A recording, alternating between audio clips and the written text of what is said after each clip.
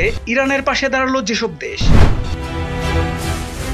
মধ্যপ্রাচ্যে নতুন করে যুদ্ধের আগুন জ্বালিয়ে দিয়েছে ইসরায়েল। বৃহস্পতিবার রাত ৩টার দিকে ইরানের রাজধানী তেহরানে ভয়াবহ বিমান হামলা চালিয়েছে তেল আবিব। এতে ইরানের শীর্ষ সামরিক কর্মকর্তা ও পারমাণবিক বিজ্ঞানীরা নিহত হয়েছেন বলে আন্তর্জাতিক গণমাধ্যমে নিশ্চিত করা হয়েছে।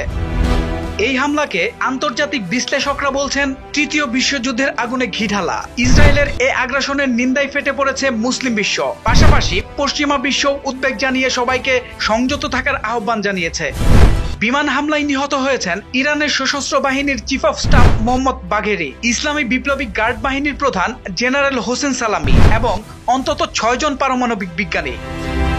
পাল্টা প্রতিক্রিয়ায় শতাধিক ড্রোন হামলা চালিয়ে জবাব দিয়েছে ইরান। ইসরায়েলের এই হামলার পর বিশ্বজুড়ে নিন্দার ঝড় বইছে। বিশেষ করে সৌদি আরব, সংযুক্ত আরব আমিরাত, ওমান এবং ইন্দোনেশিয়ায় একযোগে এই হামলাকে অগ্রহণযোগ্য এবং আঞ্চলিক স্থিতিশীলতার জন্য হুমকি হিসেবে আখ্যা দিয়েছে।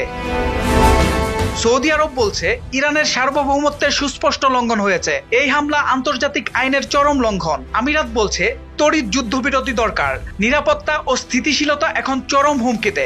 ওমান বলছে বিপজ্জনক আগ্রাসন বন্ধে বিশ্ব সম্প্রদায়কে এগিয়ে আসতে হবে। ইন্দোনেশিয়া বলছে এই হামলা মধ্যপ্রাচ্যে অগ্নিসংযোগ ঘটাতে পারে। জাতিসংঘ, অস্ট্রেলিয়া, নিউজিল্যান্ড ও জাপান সবাইকে সংযত থাকার ও আলোচনার মাধ্যমে সংকট সমাধানের পরামর্শ দিয়েছে। অস্ট্রেলিয়া জানায় মধ্যপ্রাচ্যের অস্থিরতা বিশ্ব নিরাপত্তার জন্য বড় হুমকি হয়ে উঠতে পারে। জাপান ও নিউজিল্যান্ড বলছে সামরিক পদক্ষেপ নয়, আলোচনার মাধ্যমেই সমাধান চাই। ইসরায়েল মুখে স্বীকার না করলেও তাদের হাতে পারমাণবিক অস্ত্র রয়েছে এমন ধারণা বিশ্বজুড়ে। এ কারণে ইরানও নিজের অস্তিত্ব টিকিয়ে রাখতে পারমাণবিক শক্তি অর্জনে সচেষ্ট। এর মাঝেই এ হামলা পারমাণবিক উত্তেজনা আরো বাড়িয়ে তুলেছে।